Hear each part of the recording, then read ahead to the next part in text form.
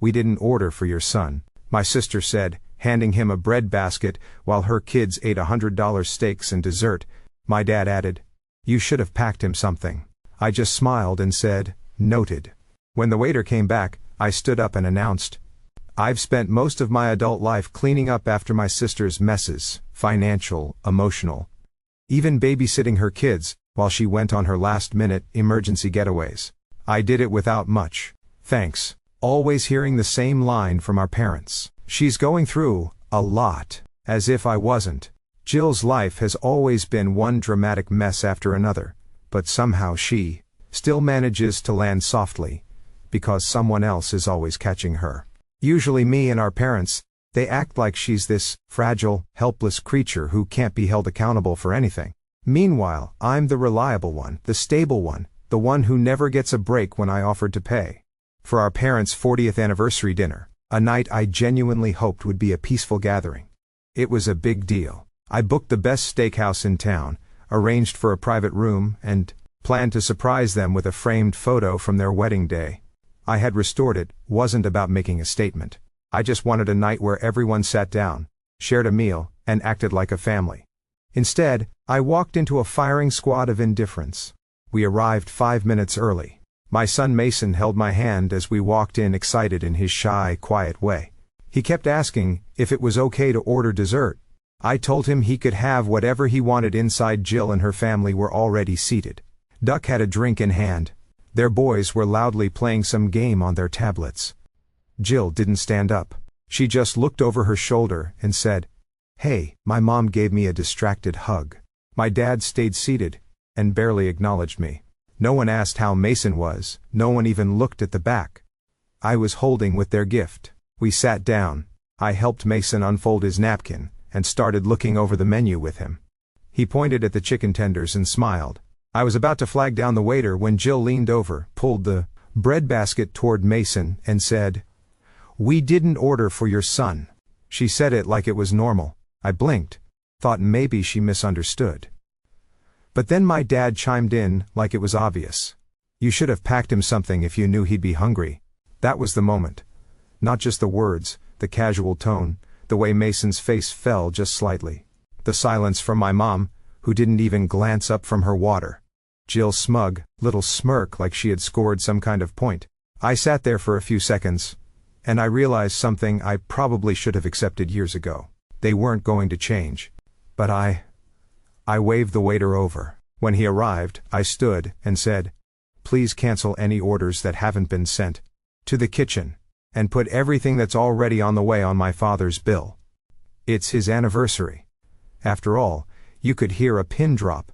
Then I looked right at the waiter again, and added also, "My son will have the ribeye, medium rare with the truffle mac and a Coke. Make it quick, please." Duck coughed, like he'd swallowed his drink wrong. Jill just stared at me, like she couldn't believe what she'd heard. My mom opened her mouth, then closed it. Uncle Gary let out a single laugh. Just one, low and slow. Anthony's didn't even try to hide her smile. The waiter nodded and walked off. I sat down like nothing had happened, and handed Mason a breadstick. He took it still quiet, but I could see it.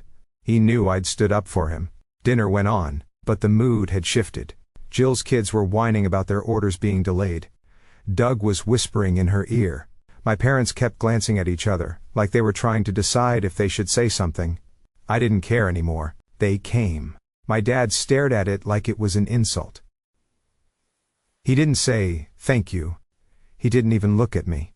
As we got up to leave, I gave the framed wedding photo to the waiter and asked him to set it on the table. When we were gone, I grabbed Mason's hand. As we were walking out, I accidentally bumped into the dessert tray. Plate shattered. I didn't apologize that night. My phone blew up. Calls, texts, voicemails, all of them angry. Jill asking what my problem was. My dad demanding I reimburse him. My mom saying I embarrassed them.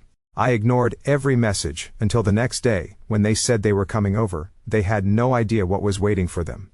They didn't even text first, just pulled into my driveway like it was their house, and marched right up the steps. My parents and Jill. Doug was suspiciously absent, probably smart on his part. He always seemed to vanish when real conversations needed to happen. Mason saw them through the window before I did. He didn't say anything, just looked up at me, with that same tired expression. I'd started to recognize him myself. I didn't panic, didn't try to clean up the house or smooth things over. I just picked up the phone and called Uncle Gary. "They're here," I said. "We'll be there in 10. He replied, "No questions, no drama."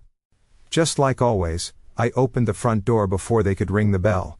My mom walked in first like she was the one who owned the place. Jill followed her arms, folded jaw tight. My dad was last holding a manila envelope, like it was some kind of contract I was about to be served. No one said hello, no. One looked at Mason, who was sitting on the couch pretending to play on his Switch, but listening to every word. Jill opened her mouth the second they were all inside. "You embarrassed the entire family last night." She said it like it was a fact, like I had ruined some sacred ritual by refusing to let my son be treated like a stray dog begging at the table. I didn't respond. My mom jumped in. "You made a scene, you disrespected your father. We've never been so humiliated in public, that was laughable." These are the same people who once had a screaming match at Achilles over a forgotten coupon. But, sure, I was the disgrace. My dad placed the envelope on the counter and gave it a little tap. "That's the invoice for the restaurant's private room, $1,000. Since you bailed on your responsibility, we expect you to pay your share." The entitlement was insane. I didn't touch the envelope. I just said, "Wait here," and walked off. 2 minutes later, the side door opened, and Uncle Gary and Aunt Denise walked in. They didn't bother with hollows either. They knew what this was. My mom's smile dropped the second she saw them. Jill muttered something under her breath. My dad looked like he just swallowed something sour. I went back to the kitchen and stood across from them. "I've decided I'm done supporting Jill." I said. "No build-up, no apology, just the truth. She's not my child. I'm not her safety net. I've been covering half her rent for the better part of a year that ends today. If she and Doug want to stay in their apartment, Doug can pick up the slack, or she can move." Jill started raising her voice, but I didn't even look at her. My mom turned to Uncle Gary, trying to pull him into it, saying he should stay out of private family matters. Denise stepped in before he could respond. She didn't even raise her voice. She calmly listed everything I'd done for Jill over the years: the money, the child care, the emotional labor, and then asked one simple question: "When's the last time any of you helped Linda?" No one answered. I finally picked up the envelope, opened it, and scanned the invoice, 1,000 even. "Here's what I'll do," I said. "I'll give you 500, not out of obligation, but out of pure pettiness. Just to make sure I can sleep tonight knowing you didn't get the whole thing." My dad's hand hit the counter. My mom's face twisted into some mix of sadness and rage. Jill looked like she might actually lunge at me. "Get out," I said. They didn't move. So I walked to the door and opened it. They're silent. Uncle Gary stood too. That was enough. They left muttering and slamming the door on their way out. I didn't say a word. I just locked the door behind them and stood there for a while. It wasn't relief. It wasn't joy. It was just silence. A clean break. I thought that was the end of it. But the games were just getting started. It started with the phone calls. First from my mom, then Joe, then my dad, voicemails, texts, long Facebook messages. All of them. Varying levels of guilt, manipulation, and flat-out insults. I ignored all of it for 2 days. Nothing for me. I didn't respond. I didn't explain. I didn't apologize. That's when the other kind of revenge started. Joe posted a long, vague status on Facebook. Something about certain family members who think they're better than everyone else. Said she was grateful to be raised by real parents who taught her love, not pride. Pat likes. He got sympathy comments. A few people messaged me privately to ask what happened.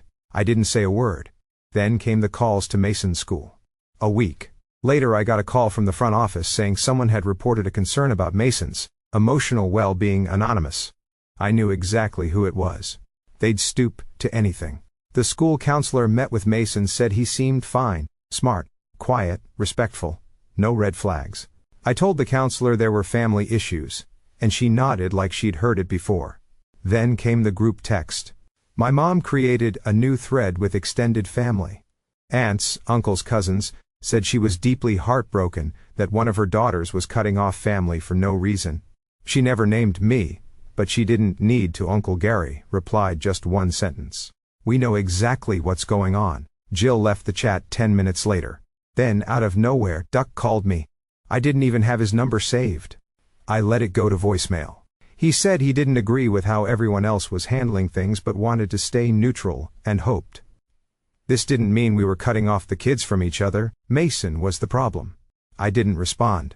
I blocked his number. And then 10 days after the dinner, my dad showed up at my work. He came into the lobby like he was just running errands. Told the receptionist he was there to drop something off. When I came out, he handed me a printed photo. It was from the dinner.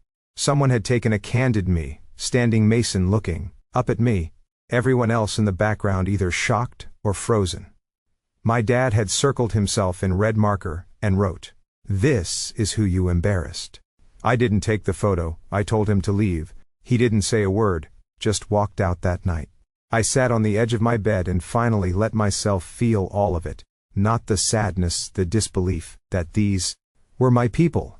That this was the response to me defending my son could have burned the whole thing down, right? Then exposed everything. But I didn't want a war, not yet. Is that I made one final effort. A letter. Handwritten, simple. I mailed it to my parents' house, and another to Jill. I said I wanted peace, that I wasn't interested in dragging things out. But I wouldn't be guilt-blamed or manipulated anymore. That if they wanted to move forward, it had to be mutual, respectful, honest. No response. A week passed. If then, I saw it, another post. This time from my mom's account. A picture of her, Jill and Jill's kids, smiling, hugging, captioned, "Family is everything. Even if some forget what that means." That was the final straw. I was done being the quiet one. I was ready to fight back. I didn't feel angry when I saw that photo of my mom and Jill smiling on Facebook. I felt something worse. Emptiness. It was like watching people I used to know pretending to be a family that never existed. And the caption "family is everything. Even if some forget what that means," was the last push I needed. I wasn't going to respond emotionally, no ranting, no drama. I was going to let the truth do the work for me. So I started gathering. I emailed my landlord and asked for all documentation related to my rent payments toward Jill's apartment.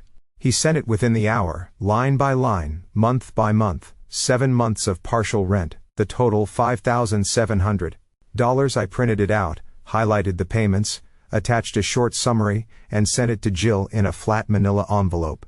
No note, no message, nothing extra. 12 minutes later she texted me a screenshot of her Vivo balance. $34. And just 4 words: "Take me to court." Then I didn't answer. Instead, I posted anonymously in a private parenting group. I'm in Real Moms. Real Stories. I asked, would you forgive your sister if she took money from you for 7 months, lied, and then publicly humiliated you for setting a boundary? The responses were overwhelming. Hundreds of comments. Most were angry on my behalf. Some shared eerily similar stories. One woman even said, "I tried to forgive mine. I'm still cleaning up the mess she left behind." But what shook me came later that night. A woman I didn't recognize messaged to me privately. She said she used to work with Jill at a digital marketing firm. Claimed Jill had made up a false HR complaint to get her demoted after a minor disagreement. She lost her job 3 months later. I didn't believe her at first, until she sent me a photo from a party. Jill poolside, wine glass in hand, smiling in a designer dress. The timestamp was from that same weekend. Joe told me she was completely broke, because Duck had been rushed to the air. She even asked me for money that day. I sent her $200. I didn't respond to the woman. But I saved everything. The next day, I found something I hadn't seen in years. While clearing space in the garage, I found an old box from my childhood. Inside were dusty photo albums, loose crayon drawings, and some birthday cards my mom had saved. At the bottom was an envelope that didn't belong. It was addressed to my dad, from my mom. The date was nearly 22 years ago. A week after Jill was born, it was handwritten. I wasn't supposed to see it. In the letter she wrote about how tired she felt after the birth, how overwhelmed she was. But then it got darker. She said she didn't want another child, that she had been content with one. She called me a surprise she wasn't ready for, and then came the part that stopped me cold.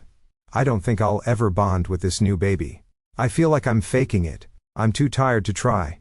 He was talking about me. I sat on the floor for an hour staring at it. I kept thinking back to every time I had to earn her love, beg for attention, sit in the shadow of my sister's chaos while pretending I was fine. It wasn't in my head. It had been there from the beginning that night. After Mason went to sleep, I poured a glass of wine and opened my laptop. I wrote one email, not emotional, just facts I listed. The money I paid, the messages I received. The lice, Jill told the manipulation. And then I attached a photo of the last page of the letter. Just one paragraph. I don't think I'll ever bond with this new baby. I feel like I'm faking it. I'm too tired to try. I hit send, no subject line, no signature, just the truth. Then I blocked all of them. Every number, every email, every account. I didn't do it for revenge. I did it for peace. But peace was never their goal. And in less than 48 hours, they found a new way to come for me, when I didn't see coming. The knock on the door didn't even register as a warning. It was 2:40 in the afternoon. I had just finished a work call, and I was halfway through folding Mason's laundry. I thought it was Amazon or maybe one of the neighbors dropping off misdelivered mail. I wasn't expecting two women in plain clothes, flashing badges, Child Protective Services. One of them said I stared for a second thinking they had the wrong house. But no, they asked for me by name. Someone had submitted a report. Anonymous said I was leaving Mason home alone for long stretches, that he seemed withdrawn and possibly neglected. I can't even describe the feeling, like ice sliding down your spine while your heart's trying to punch its way out of your chest. But I didn't panic. I let them in. They were professional, careful, not accusatory. They looked around, checked the fridge, looked for signs of neglect. They asked questions, even spoke to Mason's school that same day. The report didn't match reality. Obviously, Mason's room was clean, stocked with books and games. His teachers told them he was well behaved, doing great in class, even helping other kids when they struggled. The fridge was full, his schedule was structured, and yet a report like that doesn't just disappear, stays in the system. His school now had a file. Principal, though, sympathetic, had to add an official note. Just a heads up. She told me even unfounded reports can trigger automatic escalation if there's a second call. That's when I knew this wasn't a cry for attention. It wasn't family drama anymore. It was war. I went home and sat in silence for over an hour, just stared at the carpet thinking. Then I called Uncle Gary. I told him everything. The visit, the questions. The way the caseworker apologized on the way out because she knew it was a waste of time.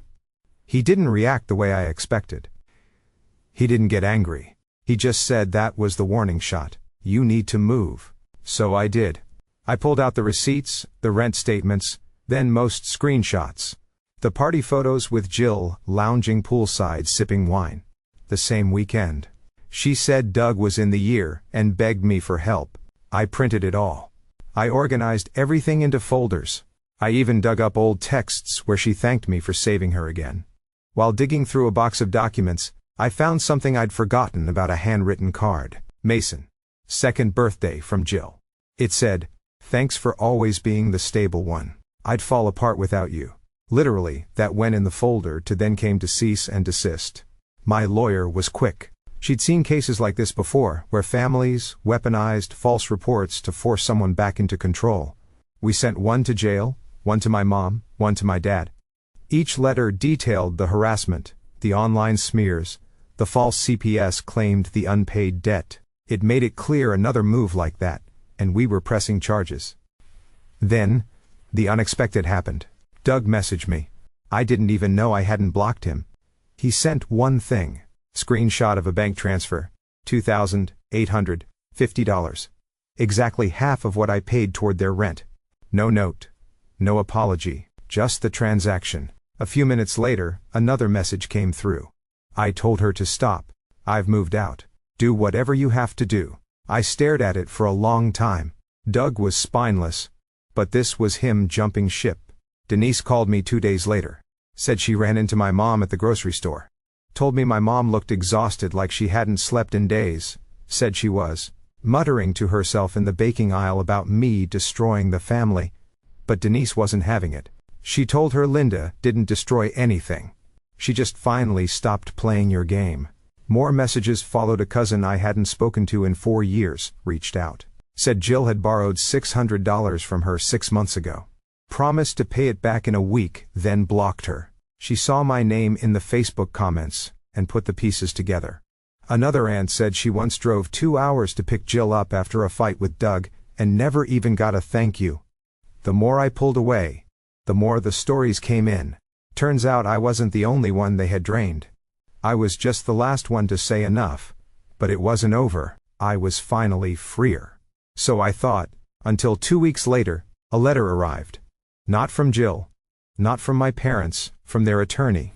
And it said one sentence that made my stomach turn. We are pursuing visitation rights for Mason. They were about to make it legal. They were going after my son. The envelope wasn't thick, but it felt heavy. Heavier than any of the messages, any of the insults, any of the manipulation. Inside was one page, a letter from their attorney. My parents' attorney, they were filing for grandparent visitation rights. They said I was denying them access to Mason out of spite, that I was damaging his emotional development, that I had abruptly and without cause severed all ties with his extended family. They had the nerve to say it was in Mason's best interest to see them. That's when I stopped feeling hurt and started feeling dangerous. I called my lawyer immediately. She read it, paused, and said flatly, "They don't have a case. Arizona law's clear. They have no grounds." But she also said something else. "This isn't legal. It's personal. They're using the courts to scare you, to wear you down." And that's when it hit me. This wasn't about seeing Mason. They didn't care about his well-being. They ignored him at the dinner, told me I should have packed him something, handed him a breadbasket while their kids ate $100 steaks. This was about control, about reminding me that no matter how far I pulled away, they could still find a way. And that weekend, I got everything in order. First, I filed a formal response through my attorney. We didn't just reject their claim.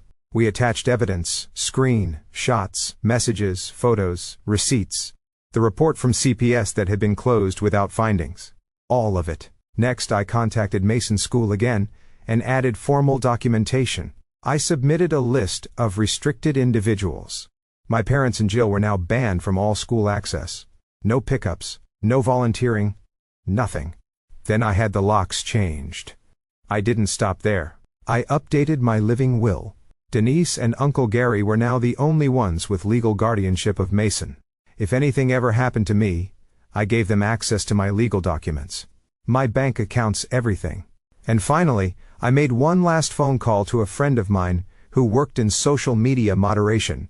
I asked if it was possible to track the IP that had submitted the original CPS tip anonymously. She couldn't confirm much, but what she did say was enough. Let's just say it came from a familiar neighborhood. Jill, they tried to ruin me with CPS that hadn't worked, so now they were trying to use the courts. But this wasn't a game. I was going to lose the night before the court filing was officially rejected. I wrote one last message. It wasn't sent through email. It was printed. I mailed it.